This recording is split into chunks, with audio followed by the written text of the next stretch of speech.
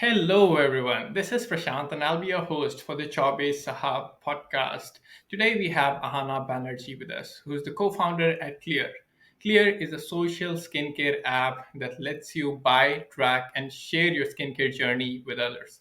You can download the Clear app from the Play Store or the App Store, or simply go to getclearapp.com and you will get it from there. Ahana, we are so glad to have you here today with Thanks for the us. invite, Prashant. Really excited to be chatting with you today. Absolute pleasure. Ahana, now I have to do a sponsor plug if you allow me to. Yeah, go for it. Sure. Cool. So the trick or the twist here is that I don't really have any sponsors. Okay, but still, we always go ahead with the sponsorship plug. Like because all podcasts do this, and we don't want to feel left out, Mhm. right? So we are going to do a sponsored plug. But since we don't have any sponsor, what we are going to do is we are going to do a 5 second silence for our sponsors. It's pretty challenging. I'm not sure I'll be able to cope. Is it? Are you an extrovert kind of a person? I No? thought we were doing the 5 second Okay. silence. I'll tell you when to start. You already started. Okay. Okay, now let's start.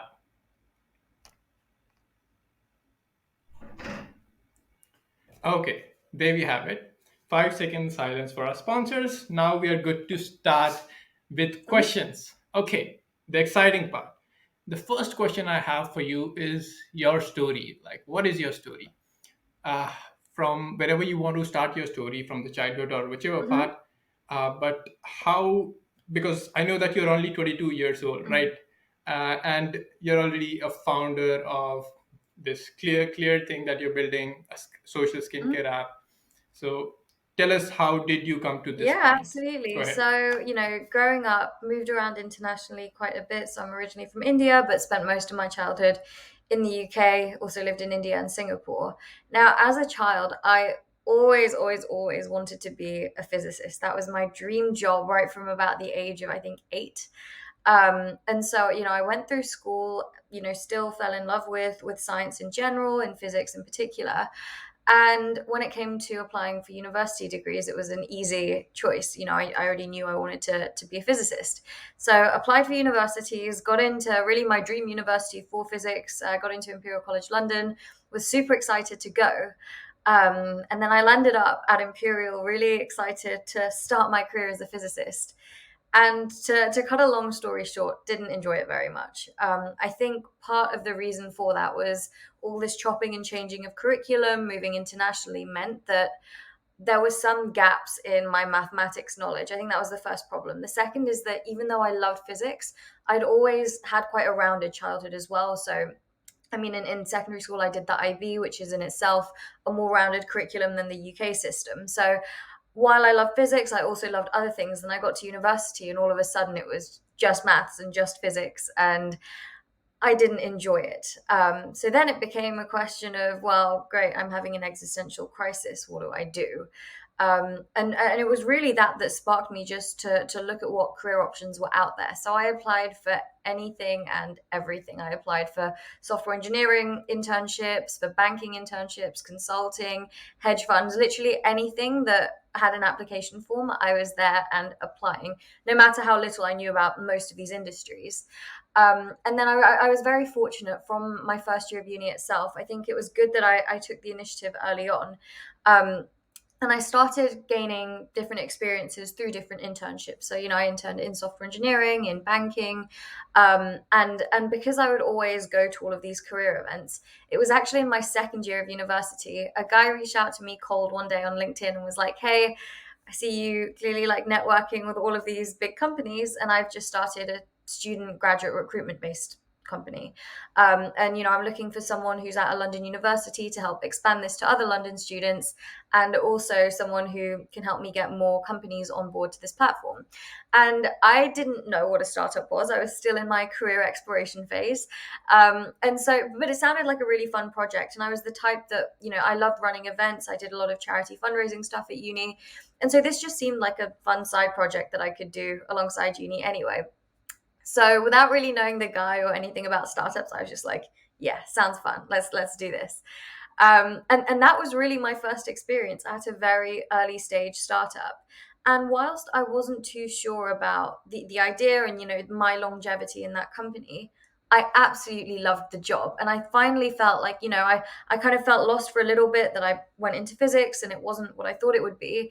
And I tried all these different things, and there were parts of software engineering that I liked, parts that I didn't, parts of banking I liked, parts that I didn't. And I felt like, for me, entrepreneurship played best to my skill set and would let me have that impact that I wanted around me. So I was like, okay, great, I found my dream job. The next question was, well, if it's not in this company, how do I get there? So, as you know, you'll know it's not super easy just to like start a company, especially not right out of university. And I didn't think it was possible for myself. I didn't know any other young founders either. So I thought, okay, I'll get a finance job. It'll pay me lots of money and I'll save up, and then in a couple of years time I'll, have the financial stability to do whatever I want. So went down that route, secured grad jobs in finance. But then in 2020, pandemic had hit. I just finished the third year of my degree. I had 1 year left. Now, the thought of having no societies and extracurriculars on top of my physics degree was not a fun thought. And I thought, okay, I need something on the side. What better time to have a side project? And I'd worked on small things myself throughout uni, and I thought, okay, let me put a small team together and let's just come up with something. I didn't have an idea. I just wanted something to do that wasn't physics. So I ended up just like hitting up a couple of my friends, just being like, hey, do you want to work on a project together? They said yes. It was very casual. We came up with an idea in a very ad hoc way as well. So I'd just done this banking internship where I'd taken a lot of notes. I was like, hey, wouldn't it be great if we can build a software to do this for us? And that was the ideation process. It wasn't very deep or detailed or thoughtful. It was just, here's a random idea, let's work on it. So started working on something. About a week into that, my co-founder, well, my now co-founder, mentioned Y Combinator to me, and I didn't know what it was. I knew I loved startups, but I didn't know much about like the venture landscape or anything like that. But I went to their website. Again, they had an application form, and I can't resist when I see one of those. So I did one. My team laughed at me. They were like, there's no chance, but fine. If you want to waste your time doing it, you can. And so I kind of forgot about that. And then skipping forwards a little bit in the story, ended up somehow getting into Y Combinator 4 days into a pivot. So we had just started Clear in that week. And we were accepted halfway through the final year of our physics degrees. So I then actually ended up dropping out of my degree. But before like my parents panicked, I was able to graduate with a bachelor's. So I got something. I should have had a master's instead, but it was fine. And then yeah, I ended up also turning down the grad jobs and deciding to pursue Clear full time in January of last year. So it's just about been a year of working on Clear full time. Sounds great. Also about applying to YC. So I believe that you would have applied to YC with a different Yeah, idea, that's right? right. Yeah. Yeah. And you got accepted for that idea, but you had already pivoted just before getting in. So how did that work Yeah, out? what happened was we applied with this meeting notes idea called Quill. And then we got to the stage where we had our interview, and we secretly wanted to pivot already for two main reasons. One, the software wasn't very good, and two, none of us actually cared about meeting minutes. But we were terrified of telling YC that, because we already felt like imposters for even getting to the interview stage, because that in itself was a big achievement for us. And so we didn't really love the idea, but we sort of like tried to patch up all the holes as best we could, pretend like everything was fine. So we actually did the first interview, the sort of standard 10 minutes quick fire interview with Quill with the first idea. And funnily enough, it was YC who came back to us later that night being like, look, here's the deal. We like you, but we don't like this idea. And they gave kind of a vague reason as to, they'd seen like companies try it in the past. It had never really worked, and we were too early for them to know if we had a different take on it. So they were like, we want to talk to you again in a week, come up with something better or show us more traction on Quill. And in that week we basically did both. So we still, like, we hadn't lost all hope with the first idea, but we wanted to prove to them that we could get things done. So we, at the time, we had an alpha version. It was running on 15 unpaid pilots at different companies. We managed to get it to around 25. And then simultaneously, we really used the opportunity to be like, wow, we kind of wanted to pivot already. They've almost dangled the carrot in front of us and said, here's an opportunity to prove yourself and come up with something. And I'd always joked with the team that I wanted to do something skincare related. I mean, I'd show up to half the meetings with a face mask on. And so, I'd grown up with acne, and I still have a lot of skin issues. They're not too visible at the moment, but it's like I'm always on different medications and things like that. So I had a lot of the background knowledge already in order to get this off the ground in just a 4 day period. So that's what we did. And then we had the second interview. And it was after that, yeah, and that interview, by the way, was also very sort of ad hoc. The interviewer was just like, you tell me what you want to talk about. And I said, look, we've got this new idea, which I'm really excited about. These are the concerns you had with Quill. This is how we've tried to address them. But I'd like to start by talking about this new skincare idea. So we had that conversation. And then ultimately, when we were accepted, um, it happened in a very sort of like quick way, like we had it was almost an hour long, the second interview, and it ends with the interviewer being like, all right, great, well, it's lovely to chat with you guys. If you need anything, you've got my email. And we're just like, yeah, we'd kind of like an answer, that would be nice. And then 2 minutes later she emails me and she's like, hey, can I jump back on the Zoom, are you still there? And at this point it was past midnight, because this was all done in California time and we were in London. And this was also our last week of term. We were still students. One of my co-founders had exams every day that week. Like, I had all my master's thesis deadlines. So we were absolutely exhausted. We didn't know what day it was, like what planet we were on, anything. And it just kind of, she jumps on. She's like, okay, cool. Yeah, we'd like to accept you to the next batch. It starts in 2 weeks. Incorporate a company in the US, open a bank account. See you then. Do you have any questions? And we were like, number one, are you sure? And two, which idea? Like, what do we work on? She was like, it's your company, figure it out. And so that's how our entrepreneurial journey started. That's crazy interesting. Also, high five on the acne part. I get a lot of acne too, and actually, I realized the use case. I am actually a user of your app Mhm, already. But when I realized that there is a need for such an app, and then I found your app. So the thing is that I am on my skincare journey for about 3 4 months mhm, now. Okay, I got this medication, and I'm on that medication. But then my sister asked me, do you think there is an improvement? mhm, Okay, so and I was like, I don't know. I think there is, but there is no way to track mhm. like how was it then and how is it Yeah, now. So then I found your app where you can actually do that using clicking your pictures every day, and I believe they are yeah. private to you. So they're not out there. So and if I did that all the way till now, then I would know exactly. Mhm, So I recently signed up to the Clear app actually, but I still had to find out. So I actually vlog every mhm. day. So I went back to my vlogs, to the vlog that I made back then. That how was I looking at back then, Yeah, and how am I looking now? mhm, But not everyone is vlogging, yeah, obviously. So it's a good idea to sign up on the Clear app and track your skincare journey and how your skin is evolving over time. mhm. So yeah, definitely a good problem that you're solving out there, and building a community around this it is also something great. Okay, now that we're talking about Clear, uh, now you had two ideas in front of Mhm. you. That one idea, Quill, which I believe already has a bit of traction. You already have some companies who are using that At that software, right? stage, yeah, we had around, yeah, sort of like 25 unpaid pilots going by the time we had the Okay, YC interview. Yeah, okay, and Quill also, I believe, is a B2B kind of a yeah, product, 100% right? B2B SaaS. Exactly, it's B2B SaaS, and then this one is more B2C, I believe, the Clear Yeah, thing, so right? so there's a B2B element of it in terms of how we work with skincare brands, but for now, like the main focus and the main business model is B2C. Yeah. Okay, so at that point, you're sitting in front of these two Yeah. ideas. One is B2B SaaS, and another one is skincare Yeah. product.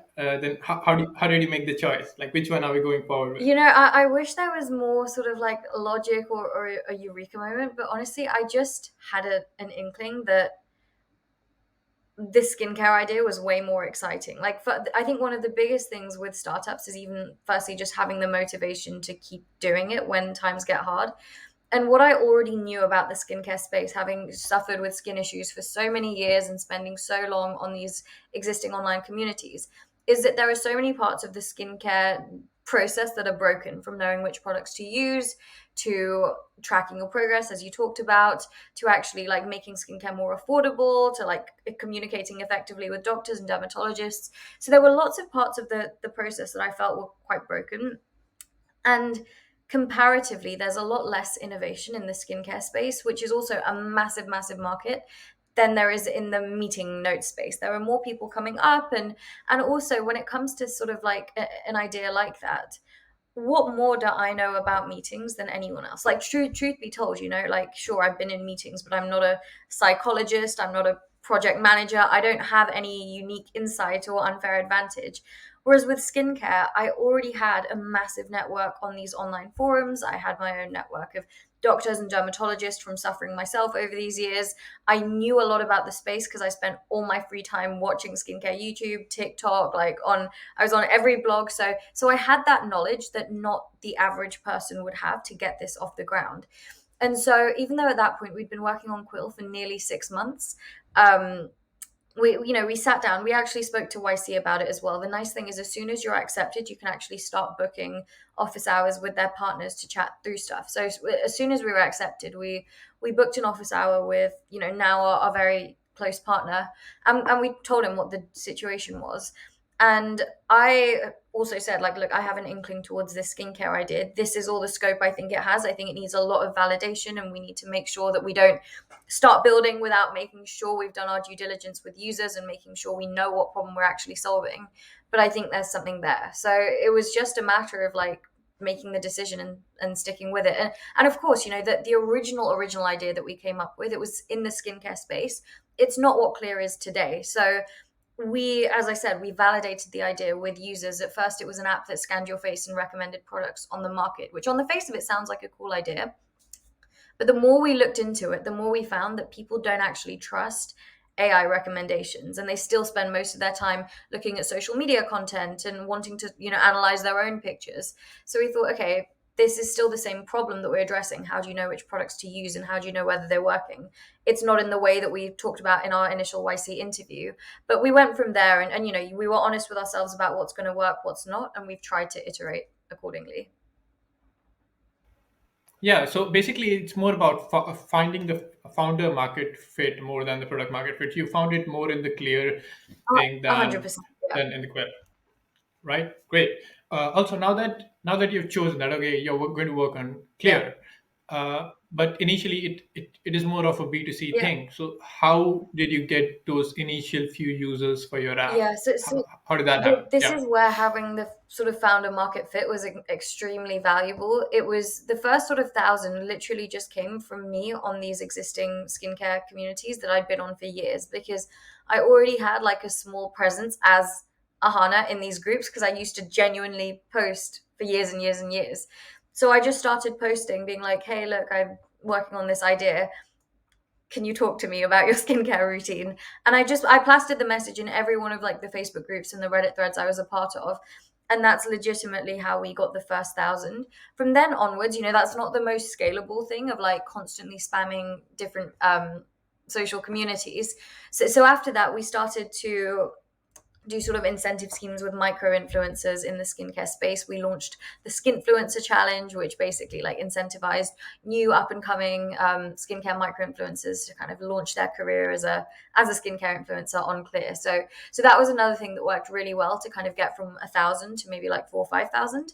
But then again, since then, it's just been a lot of social media marketing stuff, and for a long time it wasn't us doing the marketing, it's just people talking about Clear on social media, again because there's not that many apps that do what we're doing.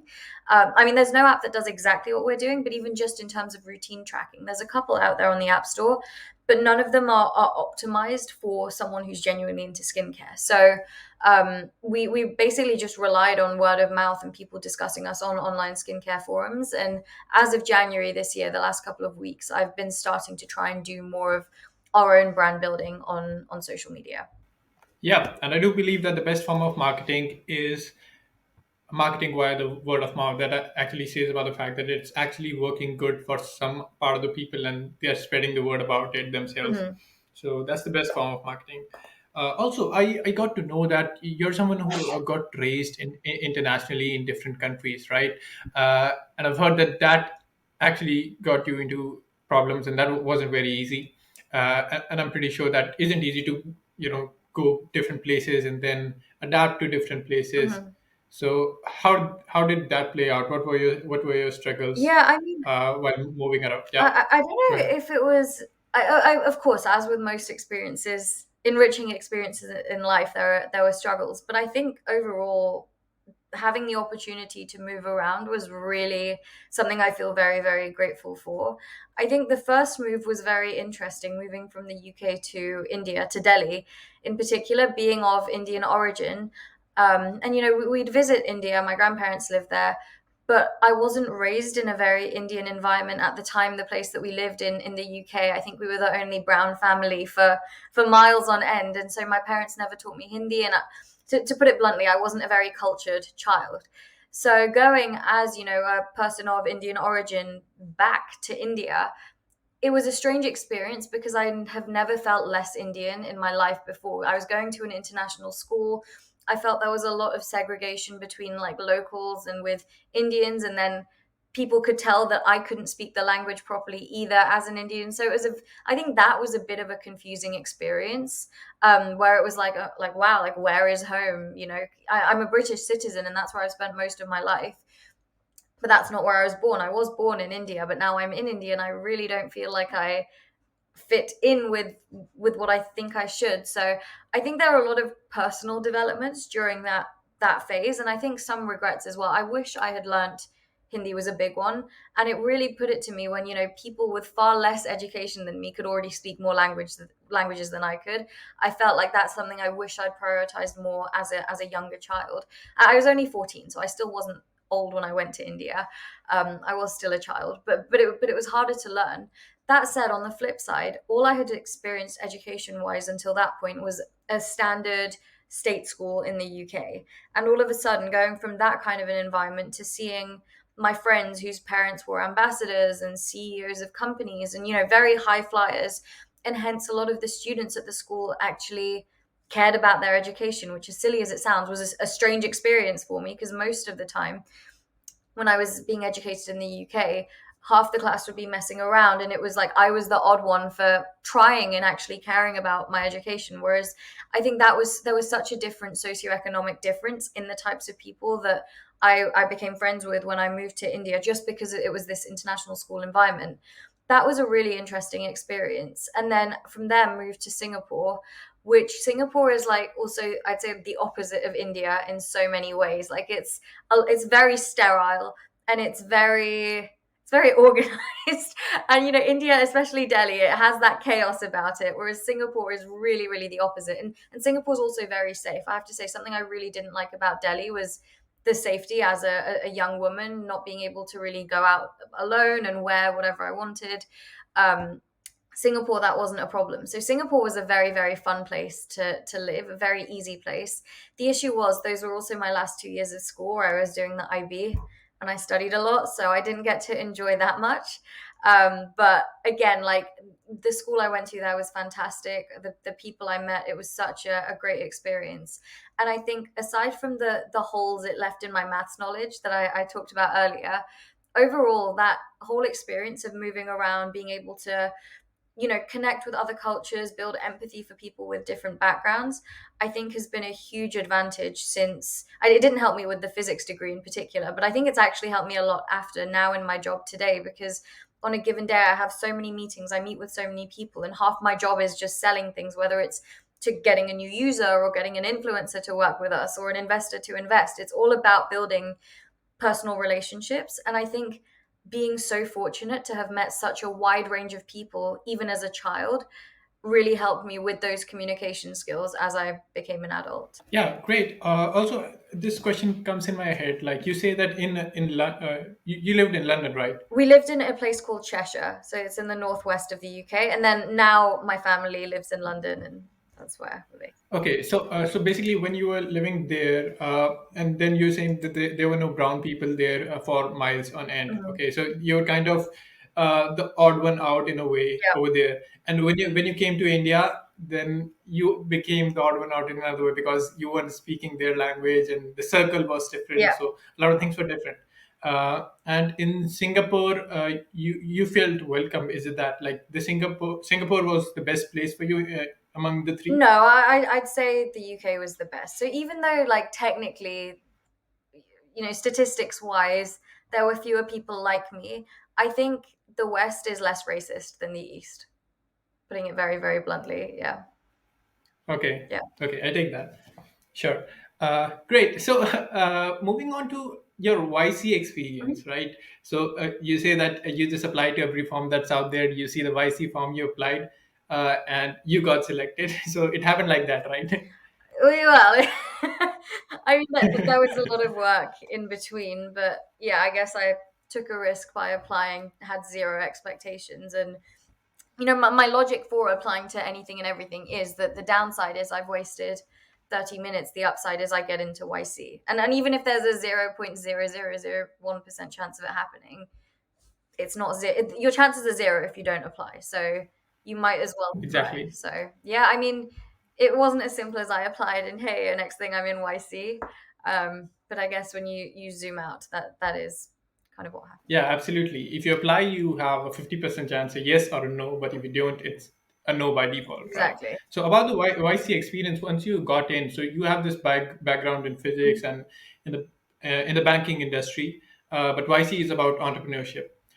So tell us, like, how does YC help someone like you who doesn't have much of a background in You're business, making me hasn't sound studied like business? a lost cause. That's why YC helps someone like you who doesn't know anything. No, no, not like Look, that. no, no, no. I But you get my point, right? Yeah. No, no. I'm Yeah, only messing with you. it's good. I think even though technically I had a physics background, I think most of my skills were already geared towards entrepreneurship in the sense that I was a really bad physicist. And even with like the banking stuff, I'd done as much banking as I'd done tech. So like I had in the same amount of software engineering experience as I had finance. And now if you asked me how to calculate the WACC or the EBITDA of a company, you'd see a very blank face. So I think whilst I had a very good sense of what different career paths looked like, I was certainly not an expert in any of them, and my skill set was still quite generalist. And I had interned or like worked in that other early stage startup as well, so it wasn't like I knew like zero about what I was getting myself in for. I already knew that this was the right career path for me. It was more a matter of how do you go from zero to one? How do you start validating ideas? And I think something again that even though on paper I was a physicist who'd worked in some banks, if you actually look at the types of things I did, like when I talk about running these charity fundraising events, it's the same problem. How do you get 100 grand and give it to a charity? How do you find out which charity to support? How do you get money out of people? How do you market an event? How do you actually run things? And so I'd actually built up a lot of the skills I already needed. And a big one of them, I think, is not being afraid of failure. And this comes back to me applying for everything because I've applied to everything. I've also been rejected from almost everything. And it's like, I think that's such an important feeling to get used to as an entrepreneur because most of it is just showing up and trying. I feel like you just need to keep trying, whether that's, again, with fundraising, reaching out to investors, you're going to get no's, you got to just keep going. Well, same with like partnerships with brands or influencers or getting users. People won't download your app sometimes, and that's life and you have to move on. And I think that's one of the fundamental skills I've seen that I already had that was extraordinarily helpful. So YC do provide sort of generic, like a boot camp in the first week where they talk about, how to build product roadmaps and how to conduct user interviews and things like that. For that side of things, for the actual company building, I didn't need that much support on that side. The places where I needed a lot more support and guidance were definitely one on fundraising. So, I mean, venture fundraising is very different from charity fundraising, as I learned, and that was an area I knew nothing about. And so they provided tremendous support there. And the second was more on sort of company specific things, like okay, with Clear, I have to make a decision of do I hire a contractor to write the code more quickly than I think I can, or do I upskill and do it myself? And those were the types of difficult decisions that I talked through with the partners. And I think it was the one on one advice that was incredibly helpful. And not just from the partners, I think from other batchmates as well. But I think with YC, it kind of, you get what you give as well. So you don't have to be open. You don't have to tell them what's going on with your company. You probably won't reap the benefits of the advice and the mentorship in that case. But to each their own. For us, we were very open with all of our struggles. And I think that they added a lot of value when it came to making some difficult decisions. Yeah, that makes sense. Also, you just talked about uh, getting used to the rejections that you face, Mhm. and I read it on. I think you shared it on Twitter or something that you got into about more than 200 meetings, and you endured about 165 no's. Mhm. Okay, so that's really huge. How do you keep going after you are getting rejected by so many people? It's really hard. I Yeah, mean, I can't imagine myself getting into so many meetings, pitching, then getting rejected, then getting back at it, yeah. for doing it for 200 times. And yeah, Yeah. it's awful, to be honest. And it's the fact that, I was doing around 10 meetings a day, and it's every morning you wake up to rejection emails for the silliest reasons that make zero sense. And each time, again, 10 times a day, you got to give the energy, give the excitement, make the investor feel like this is the only meeting you have that you care about. And you do it again and again and again, and every meeting goes well, but then that you'll get rejected for some random reason. And that's a really hard thing to deal with psychologically, and especially with a startup where this is all you've worked on. Especially, for me, like, I've committed 100% to this is me trying to show off all of my skills, my coding skills, my ability to get customers, my ability to do marketing, everything. And as much as I think founders try to, keep the division between like me as a human and me as a company, it's very difficult to do early on. And I think to begin with, I was attaching a lot of my happiness to the outcome of the situation. So I'd go into a meeting, and it's like, if investor says no, investor is bad. Investor says yes, investor is good. And I was seeing it in this very like black and white, outcome driven view. And after, and obviously, like, I cried. My family were incredibly supportive during this point. Like, it was really hard. But number one is I have a very, very strong support system of like family around me, and I couldn't do anything that I've achieved without them. And the second is, it got to a point where I changed my mindset, because it's not sustainable, and you do drive yourself into a depression. And I know it's common. Other founders have told me that fundraising was the darkest time of their lives, and I thought they were being dramatic, but it really just sucks. It's a horrible experience. And so it got to the point where I said, this is not sustainable to view things in this way. I have to view this as a learning experience, as I have with all the other rejections I've had. This is no different to an influencer ignoring my email. This is the same. This is a learning experience. So no matter what the outcome is, I will learn something from it. And from that point, I looked at these investor meetings as, at the end of the day, I'm 22, and it's my job to tell you about the company that I run. I could have never in a million years imagined that I would even have the opportunity, one, to run my own startup, and two, have the privilege of even raising funds for it. And I think when I started to look at it that way, that this is one crazy opportunity, and whether they invest or not, I get to start making a name for myself as an entrepreneur. And like, the actual VC community at this age, very, very few people get that opportunity, and I'm lucky to even be in this meeting in the first place. And I think once I started looking at it like that, and the other nice thing is we don't have a very high burn rate at Clear. We don't spend much money, so it's like, if I don't raise a penny more, the company's not going to die. I'm going to find a way. So if you give me your money or not, I don't care, because I'm going to make it happen. Let's have a good conversation. And that helped me tremendously. And ironically, improved my hit rate, and more investors invested after I started telling them that I didn't care if they invested. So Sounds awesome. So it starts working out when you stop caring about it. yeah, I I really mean, like look, that. I was still doing the same number of meetings. It was a shift in mindset. I didn't stop caring. I just told the investors I stopped caring. There's a difference. You told the investors directly that you didn't care, No, is it? you got to package it up in a nicer way, in the sense that, Yeah, yeah, like, and the truth was that if they didn't invest, we didn't, like, it wasn't like that. If they didn't invest, the company's gonna die. That wasn't the case. It was more like, sure, the more money we have, the more aggressive we can be, but ultimately, whether you're in or out of this round, I am going to make this company succeed. So it's your choice if you want to be in or out. yeah. And I think trying to just have that self belief Mhm. and view things that way was helpful. Exactly, exactly. Love that approach. And I'm glad that you mentioned your family, that for whoever who has been able to do such incredible things or take a shot at incredible things, something that goes unrecognized many times is the people that you had around you that made it all possible. Yeah, Because attending 10 meetings a day cannot be possible without your family supporting you, yeah, right? So Yeah, so great that you mentioned it. Also, you also mentioned that you are only 22, right? And that's just crazy to me because I'm 21, and when I learned about you, I questioned my entire life, honestly.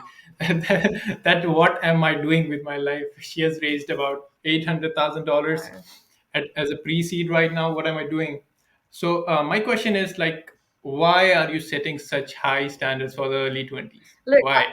I'm not like I'm here looking at the 19-year-olds that are raising like 2, 3 million, being like, why are you setting such high standards? I think it's one of those things where the grass is always greener, and there's like it's so easy to compare yourselves with others, and I'm totally guilty of it as well, like feeling not good enough and feeling like other people have achieved so much more. Um, I'm very happy with what I've achieved, and it's been a hard ride. I don't think it's been easy, but I feel like when I look at the decisions I've made, I don't regret anything that I've done. And again, like, it's not guaranteed that this will continue. And maybe, like the future is always uncertain. But I think the thing that has stayed relatively constant is my attitude. And that's the only thing I can bring, right? Like, I don't know what the outcome is going to be. But as long as I try my hardest and work my hardest, that's all I can give. And sometimes it's enough and sometimes it's not. Um, and as long as I feel content with my decisions, that's the only thing I can do. Because there's always going to be people who have more users than me, or are better at designing apps, or better at coding, or better at fundraising. And I know people that are better at everything than me, but I think it's about just being good enough in your own eyes, and then just giving it everything you have beyond that. So compare with yourself. Don't try not to compare with others. Yeah, I absolutely love that perspective, and I do fall for that all the time. Like looking at teenagers these days, they're Yeah, doing incredible stuff, and it's so hard yeah, to just keep doing my thing. Like every other day, I think I should do something radical, like change everything, start something new. But yeah, like you said, that it's always better to compare with your own self. yeah, Like, are you doing better than what you were doing yesterday, and keep improving yourself? yeah. I think that's what matters most. Okay. Also, coming to that point, I saw a LinkedIn post or several LinkedIn posts that you made on your birthdays that you were uh, working on your birthdays for the past 3 to 4 years. Okay. Mhm. So the thing is that when someone like me has a birthday, what I do is I drop an email to my employer that I'm not going to be there on that day. so so why are you working on your birthdays? Look, I What's mean, it? it's one of those things that's different for everyone, and I don't like glamorizing this like insane work lifestyle. But for me, I need to work a lot to achieve what I do. Like I wish I could say I was one of those that like didn't try and still could just fundraise easily and build a company easily. But the truth is, it's a lot of hard work, and it doesn't happen unless you work. So it's a matter of priorities. The way I see it is, if I can exit, or I don't know, be a billionaire by the time I'm 40, I've got I've got 40 years worth of birthdays to celebrate well. Like it's just one of those things where it's a question of priorities. And right now, especially, and I'd always felt this way, whether I'd done entrepreneurship or not, that for me, I want my early 20s to be about my career. And I mean, I want my 20s to be about my career. And if I want to do that, there are some sacrifices that are going to be made. So sure, I don't party, I don't go out and drink and stuff, but I also don't really want to. It genuinely makes me happier being able to build my own company, or in previous years go to work and do my internship and learn about that. So yeah, it's different for everyone. But for me at this stage in life, I'm actually pretty happy working on my birthday. Absolutely, absolutely. To each their own. And I would not like to counter with this, but just like your opinion on this. So Yeah. it is said that even though you can have your own priorities, that okay, like I'm someone like you who's always ambitious and try to prioritize doing the thing instead Mhm. of Yeah. moving around, partying and stuff. That stuff doesn't excite me at all. I'm also more focused for work. But when it comes to birthdays, it's also about gathering around with families and having some fun moments, right? Yeah. So, is it not fine to make exception on some days to just keep it balanced out so that you're not sacrificing on your core life? Because, like you just mentioned in this episode Yeah. itself, that nothing is certain really. Yeah. Like you can maybe slug your ass off for the next 5-10 years, and then maybe some very uncertain thing happens that you Yeah. cannot enjoy the rest of it. Yeah. Then how would you feel about that? So is Yeah, it I not a good mean, idea to try to balance it out a little bit? what I would say is I do. Like there are certain things that are non-negotiable, and one for me is family. So I know this is going to sound awful, and to all the friends out there, I do love you, but like for me, family is a non-negotiable. Friends and socializing is. I can live without that. I can't live without my family. There were periods in general where, like during fundraising, for example, I love exercising. Like I used to be a gymnast when I was younger. And for me also, just for like health, like mentally, physically, I need to live healthily. And I didn't during fundraising, and it was awful for me. That's another non-negotiable. Even if like today I have around 10 meetings again, but these are fun ones. These aren't investor meetings, so it's fine. But it's a busy day, but I will make time to go to the gym. If it means I sleep 2 hours later, it means I sleep 2 hours later, because that's a non-negotiable for me. Now I've also tried to like cook meals, because again, I was just eating like crisps at my desk because I didn't have time to eat. I have to eat now. So for me, it's like no matter what, I will eat, I will sleep, and I will spend time with my family. And I'll do that on my birthday, and I'll do that not on my birthday. So I think it's also about finding what's sustainable for you. And the fact that I talk to my family every day means that when it's my birthday, I'll still talk to my family, and I'll go out for dinner with my family, but I will still have a full day of work and get what I need to get done. So totally, like it's very hard to live if you have no balance, and there are crunch points when it's like even harder. But at the same time, yeah, like if you can get away without talking to your family or like moving a muscle, then good for you. You can, that's your competitive advantage. But I can't. And there are some things I can do without, and there are some things that I can't. And as long as I make time for them and I'm happy, that's most important to me. Absolutely, I totally respect that. But you're kind of making it feel like you're all about work and not at all about fun. But I've actually seen your videos where you're on stage singing music and stuff. Oh, My there we have guitar's it. behind me. Yeah. Yeah. No, So I you do. look, Yeah. Go ahead. I like doing a lot of different things. I love music. I love League of Legends. I like watching TV and stuff. So I think like look, there's this many hours in a day, and I just put it always towards stuff that I genuinely enjoy. I think that's the biggest thing. Like I don't waste time on things that I don't enjoy. And hence like even though I objectively work a lot, and I am like tired, obviously, like I haven't really taken a holiday and I don't know how long, but I think the reason I can sustain it is because I genuinely love what I do. And it's like every day I still feel so grateful for the life that I have. I'm able to do my dream job. And yes, it's a ton of work, but it's still, there are so many other jobs that are also a ton of work and not enjoyable. So it's like I have that. I have the support of my family. And like I don't play as much League of Legends or as much guitar as I used to, but it's like they still bring me joy. And when I get the time, like I'll try to make time for these things. Absolutely, I love that. So my last question in this main section for you today is like ever since you started running Clear, Mhm. what are some crazy things that have happened or some crazy instances that you would like to share with us? Gosh, what's not a crazy thing? I mean, there's so many things. I mean, the first time I met Michael Seibel, who's the CEO of Y Combinator, he ripped me alive. Like I did a mock pitch with him, and that was one of the most traumatic events I think I've ever had. And in fairness, like it was very useful. In fairness, like he was very good. He gave us way more time than he needed to. So he berated us with love, but like it was still extremely terrifying. So that was something.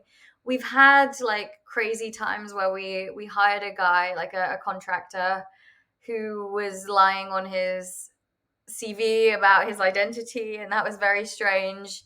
We've met some very interesting people. We met this one lady who, like, I don't know, her advice was questionable. I've met investors. Investors are also their own category of people. I've met investors that have taken their meetings on Pelotons. I've met people who've just been like, oh, you'd be good in HR and not much else. Why are you trying to run a company? So I met just downright rude people. Um, I've met with, when talking to skincare brands, I've met with like MLM type companies trying to get on Clear and figuring out like, okay, how do we make sure this doesn't happen on our app?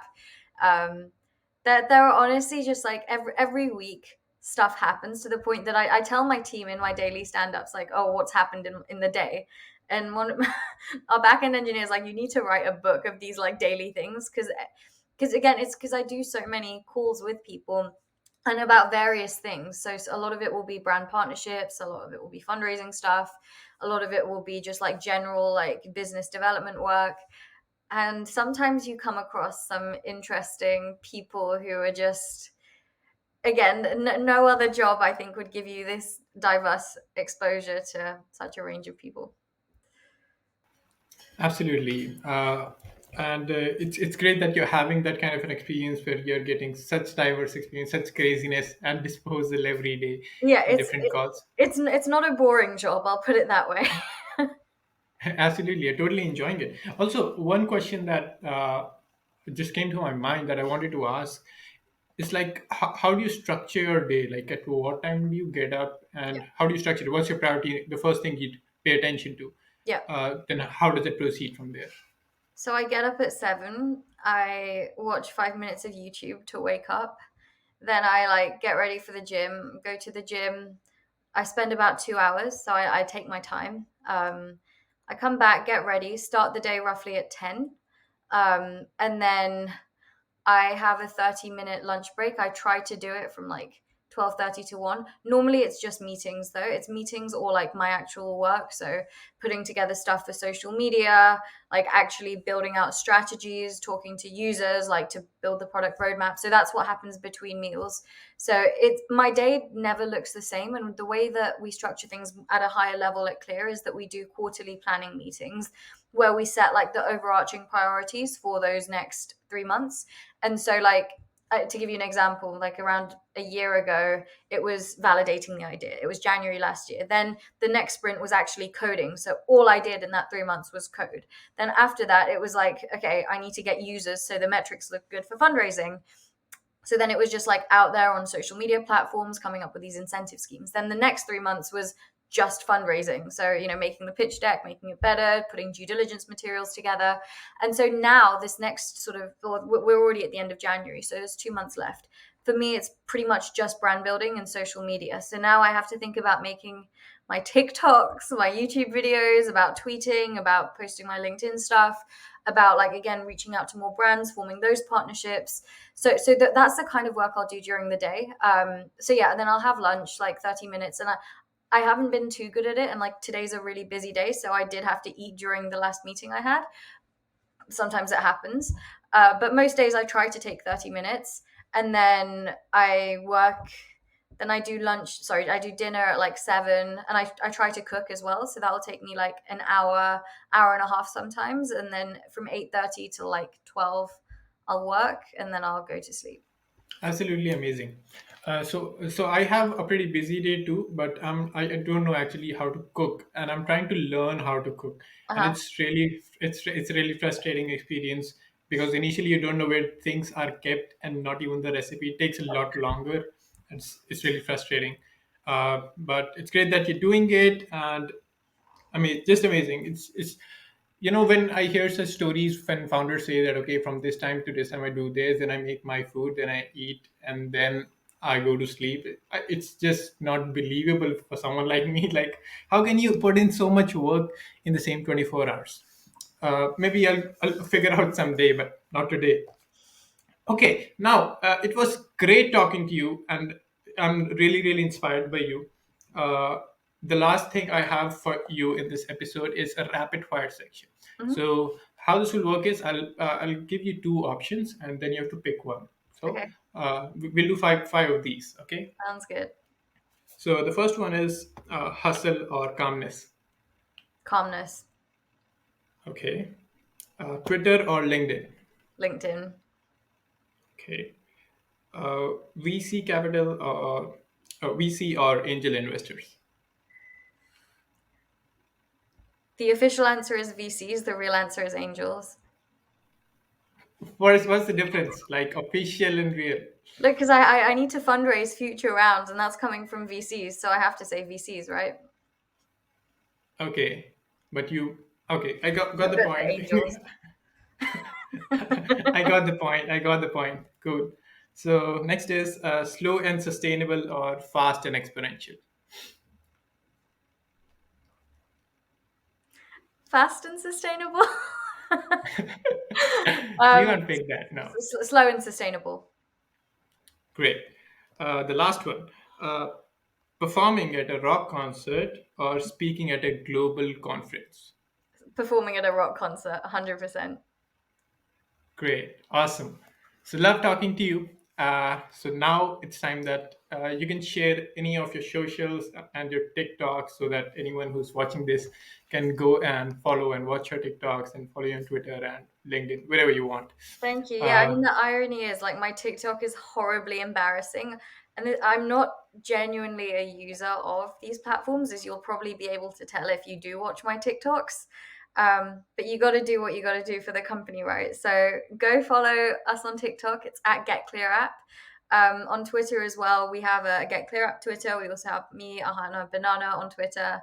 And then, yeah, on LinkedIn, feel free to add me. I have a YouTube channel as well where I post our monthly updates at Clear. I post sort of more general startup content as well. So that's just my channel is just Ahana Banerjee. But yeah, Prashant, thank you so much for this opportunity. Really, really enjoyed the conversation.